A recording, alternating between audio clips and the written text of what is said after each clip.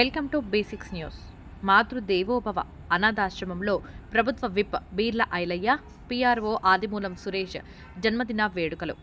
ఆదిమూలం సురేష్ జన్మదిన వేడుకలను రంగారెడ్డి జిల్లా బాలాపూర్ మండలం నాదరగూల్ గ్రామంలో ఉన్నటువంటి మాతృదేవోభవ అనాథుల సహస్ర లింగేశ్వర దివ్యక్షేత్రంలో అనాథుల మధ్య ఘనంగా నిర్వహించారు. ఈ సందర్భంగా మాతృదేవోభవ అనాథుల సహస్ర లింగేశ్వర దివ్యక్షేత్రంలో ఉన్న 150 మంది అనాథులకు బియ్యం, పప్పుతో పాటు నిత్యావసర సరుకులు, పళ్లను అందజేయడం జరిగింది.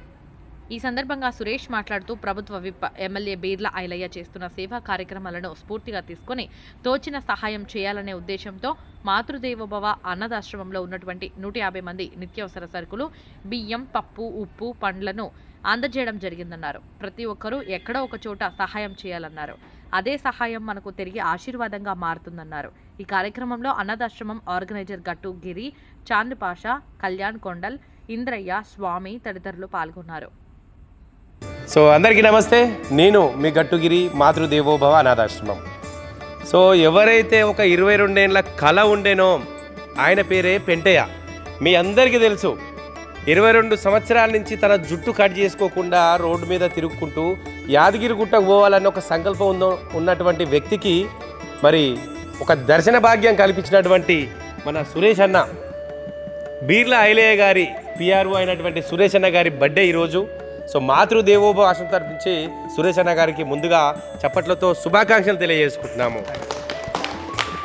సో ఈరోజు మరి ఎవరైతే ఆలేరు ఎమ్మెల్యే గారు అయినటువంటి బీర్ల ఐలయ్య సార్ గారి పిఆర్ఓ సురేష్ అన్న గారి బర్త్డే సందర్భంగా మాతృదేవోభవ ఆశ్రమంలో మరి ఇక్కడ ఉన్నటువంటి 150 మంది మన కుటుంబ సభ్యుల మధ్యన కేక్ కట్ చేసుకొని, అలాగే వాళ్ళకి కావాల్సినటువంటి నిత్యావసర సరుకులు, రైస్ కావచ్చు, పప్పు కావచ్చు, అలాగే మరి ఆయిల్, సోప్స్, అలా ఒక 5-6 రకాల ఐటమ్స్ ఇప్పించి ఎంతో మానవత్వం చాటుకున్నాడు.